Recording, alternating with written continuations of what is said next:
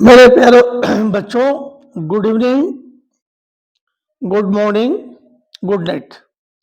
अभी आप लोगों का बोर्ड का परीक्षा बहुत नज़दीक आता चला जा रहा है। मैंने कई वीडियो आपके एग्जाम पर बनाए हैं और मैंने देखा है कि बहुत से लोग इंग्लिश पर ज़्यादा जोर नहीं दे रहे हैं, फिजिक्स, केमिस्ट्री, मैथ पर ज़्यादा जोर दे रहे हैं। बेटा, विषय कोई भी हो, सब इम्पोर्टेंट है। यदि इसमें आपको इंग्लिश नहीं आती है, आप एमएससी तक कर लेंगे, कोई मतलब नहीं है। इंग्लिश मीडियम के बच्चों को भी देखा हूँ कि ग्रामर बिल्कुल नहीं आता है। मैं इसलिए सोचा था कि ग्रामर पर पाठ चलाऊँगा, चला रहा हूँ। अभी बहुत कम व्यू आए हैं और सब्सक्राइब भी बहुत कम हुए हैं। तो आप लोग ज़रा इसको देखिए। मैं 5-6 दिन के बाद ये वीडियो बना रहा हूँ। आज मैं आप लोग को बताऊँगा कि ट्रांसलेशन की ट्रिक क्या है। कुछ ऐसे सेंटेंस आपके ट्रांसलेशन में आ जाते हैं, जिसमें आप कन्फ्यूज़ हो जाते हैं कि हम कैसे इसको करें। जैसे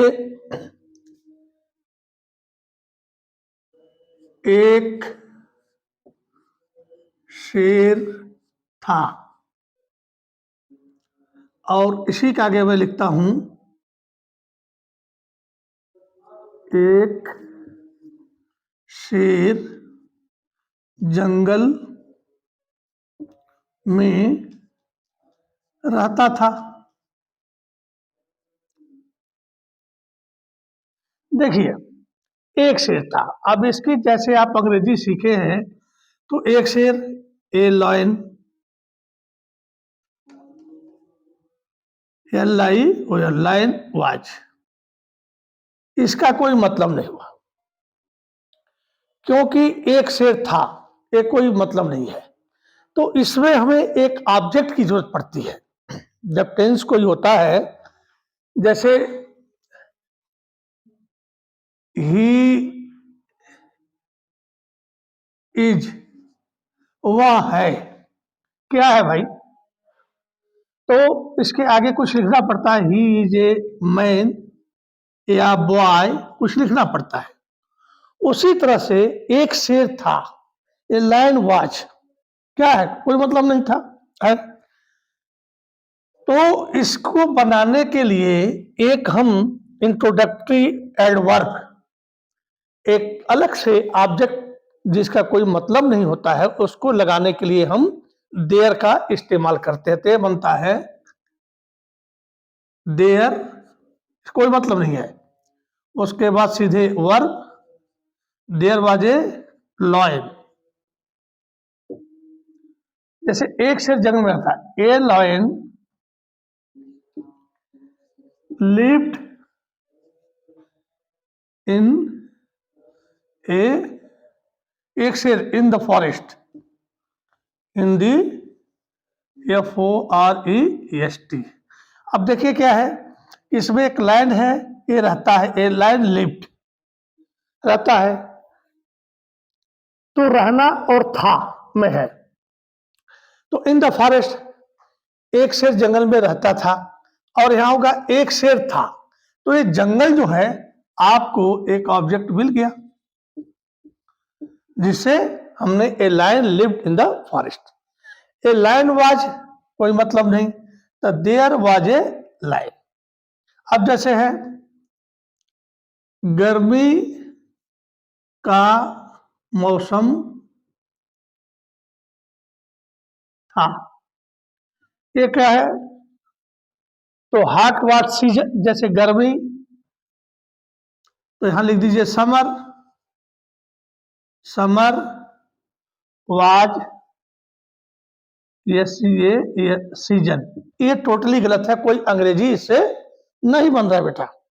तो इसको बनाने के लिए कुछ ऐसी चीजें होती जो हमें सीखना पड़ता है। तो हम मौसम, समय, दिन के लिए हम इट का प्रयोग करते हैं। तो सबसे पहले हम इट करेंगे, इट। उसके बाद जैसे हम यहाँ पर देयर वाज लाए थे, इट वाज।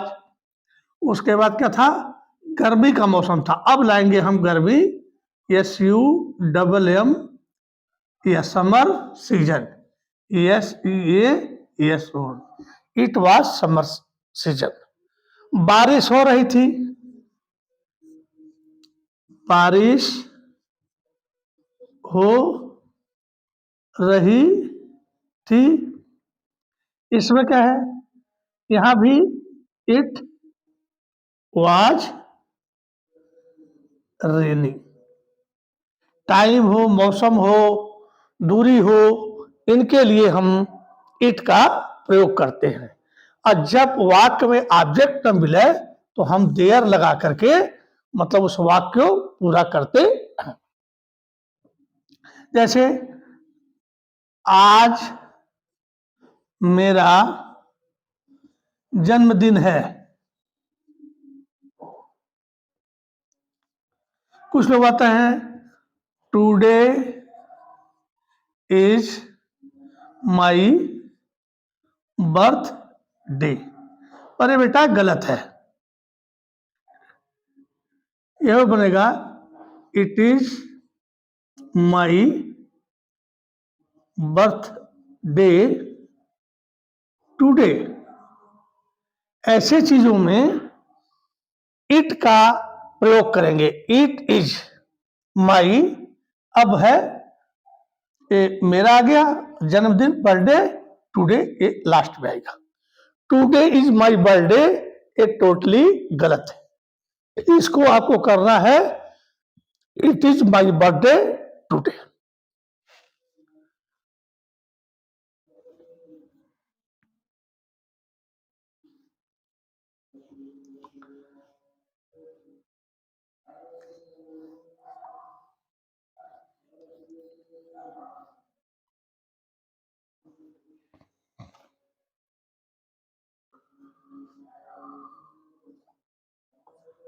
कुएं में पानी नहीं था। तो कुएं में पानी नहीं था, तब इसको लोग बोलेंगे water was not in the well. एक गलत हो जाएगा। Water was not in the well एक गलत है। ये बनाएंगे यहां फिर जो है there was no water in the well. कुएं में पानी नहीं था, there was no water in the well. तो ये सब चीजें जो है जब ऐसे रहे कुएं में पानी नहीं था। अब कुआं तो कोई सब्जेक्ट है नहीं। सब्जेक्ट क्या होता है, या तो कोई काम करे या हम जो है इन्फिनिटिव को सब्जेक्ट बना लेते हैं टू लगा करके, या वर्ब में आईएनजी लगा करके जुड़े ढंग पर करके वर्ब बना लेते हैं।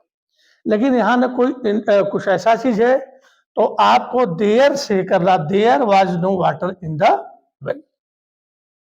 कुएं में पानी नहीं था। अब देखिए मेरे पास एक दोस्त है। तो आप जानते हैं हैव जो है ये अपने में एक क्रिया है और हेल्पिंग वर्ब भी है। जब सिंपल सेंटेंस होगा जिसमें कोई एक्शन नहीं होगा तो उसकी अंग्रेजी बनेगी आई हैव अ फ्रेंड।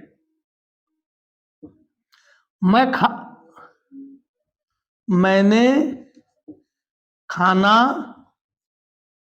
खा लिया। ये आपका हो जाता है प्रेजेंट परफेक्ट है, तो यहां पर होगा आई हैव टेकन फूड। या छोटे बच्चे बताते हैं आई हैव ईटन फूड। तब देखिए ये हैव जो है आपका हेल्पिंग वर्ब आ रहा है और यहां पर मेन वर्ब है। लेकिन जब किसी पर अधिकार होता है, रखने की बात होती है, मेरे पास ये है, मेरे पास वो है, तो उसमें हैव या हैज लगता है। जैसे मेरे दो भाई हैं, मेरे दो भाई हैं, इसमें कोई काम नहीं हो रहा है, मतलब मेरे यहां हो जाएगा आई हैव टू ब्रदर्स, ये आपका हो गया। उसके पास एक बहन है, तो यहां पर उसका तो ही हो जाएगा। अब यहां पर हैव नहीं होगा, हैज होगा। He has a sister. तो यदि इस टाइप से, जैसे राम एक गरीब लड़का है, ऐसे कोई ट्रांसलेशन आ गया आपका,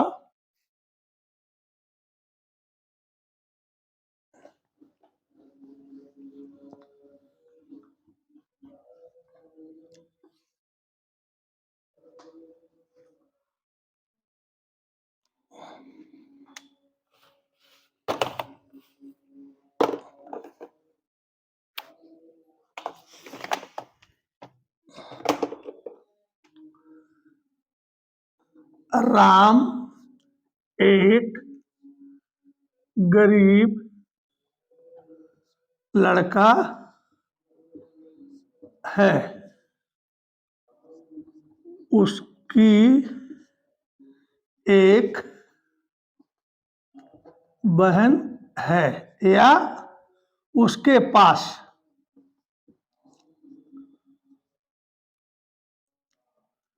उसकी या उसके पास एक बहन है।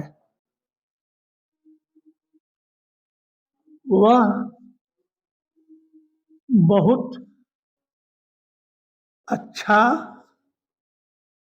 लड़का है। अब ऐसे करके आपके पास ट्रांसलेशन जो 4 लाइन के होंगे, सिंपल में, थोड़ा सा प्रेजेंट में, पास्ट में, फ्यूचर में आएंगे। तो मैं इसका स्टाइल जो है रोज जो आपको थोड़ा थोड़ा बताऊंगा। तो अब इसको बताएंगे, राम एक गरीब लड़का है। इसमें देखो बेटा कोई काम नहीं हो रहा है, तो जब काम नहीं होता है तो इसकी अंग्रेजी हो जाएगी सबसे पहले राम। उसके अंत में आ जाओ, है कि अंग्रेजी इज, राम इज। उसके बाद ये यहां से यहां तक जो है ना, जो बच गए हैं, ये एक फ्रेज है। अब आप लोग शायद पढ़े कि नहीं पढ़े हैं, ये आपका जो है ये ऑब्जेक्ट है। उसके बाद जो है गरीब, ये एडजेक्टिव है, और एक जो है जो आपका आर्टिकल्स है। तो ये तीनों मिलकर के लड़का है, कैसा है, गरीब, और कैसा, एक गरीब है। तो राम इज ए, अब यहां से बनेगा 1 2 3, Ram is a poor boy. उसकी एक बहन है, तो उसकी मतलब ही हैज ए सिस्टर।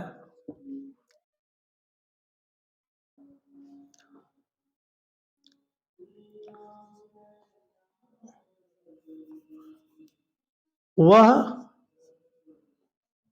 9वीं में पढ़ता है। अब देखो इसमें जो है ये पढ़ना का काम करने का हो गया। पढ़ना एक काम होता है, तो प्रेजेंट इंडिफिनिट का है। He he reads, sorry, he he reads in 9th class, वह 9 में पढ़ता है। तो ये आपका जो है ये टेंस में आ गया, प्रेजेंट इंडिफिनिट में। तो इसमें क्रिया है जो काम कर रही है, पर राम एक लड़का है, इसमें जो है कोई क्रिया नहीं हो रही है, उसके बारे में बताया जा रहा है कि कैसा है। तो सबसे पहले इसकी अंग्रेजी बना दो, फिर लास्ट में चल जाओ, और फिर बीच वाले जो रह जाते हैं यहां से शुरू करो और अंदर वाला बना दो। तो मैं कल ऐसे बताऊंगा, जिसमें क्रिया होती है तो उसकी अंग्रेजी कैसे बनेगी, और जिसमें क्रिया नहीं होगी उसकी कैसे, क्योंकि कुछ इंग्लिश ऐसे बनाए जाते हैं। अभी अभी मैंने आपको बताया कि राम की अंग्रेजी हमने ऊपर लिख दिया, फिर हम चले गए पीछे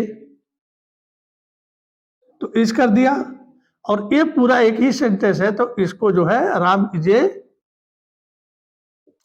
पुअर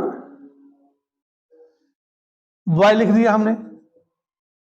अब ये जो है वह 9वीं में पढ़ता है, तो इसकी अंग्रेजी ही, अब हम है कि बनाए जब पढ़ता है तो इसकी अंग्रेजी लाए, उसके बाद फिर इसकी लाए इन 9th क्लास। तो कुछ ऐसे शब्द हैं जो पीछे से बनते आते हैं और कुछ बीच बीच में से बनते हैं, क्योंकि सबसे पहले हम जानते हैं सब्जेक्ट की अंग्रेजी, फिर वर्ब की अंग्रेजी। वर्ब में आपका हेल्पिंग वर्ब भी हो सकता है, नहीं भी हो सकता है, और किसी में वर्ब में यस या यस लगते हैं, किसी में डू डज लगता है, किसी में हैज हैव लगता है, किसी में हैड लगता है, किसी में विल हैव लगता है, और कहीं वाज और वर लगते हैं।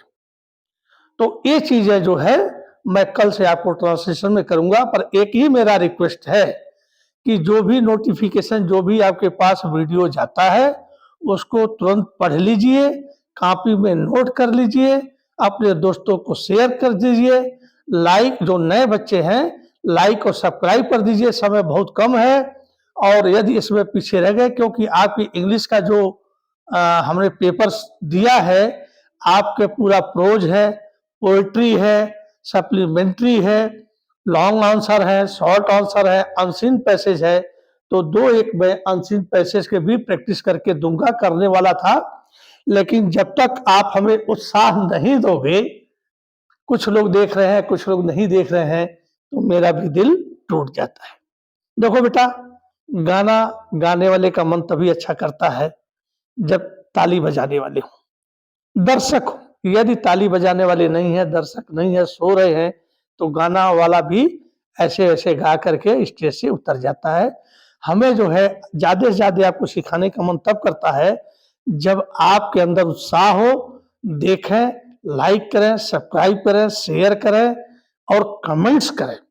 तो अभी आप करेंगे तो मैंने आपको ये बता दिया, और कल से जो है मैं इसको कैसे ट्रांसलेशन आता है, तो कौन से पीछे से आगे चलता है और कौन कभी बीच में चलेगा, कभी पीछे चलेगा, ऐसे चलेगा, तो मैं बताऊंगा। इसी के साथ धन्यवाद, गुड नाइट।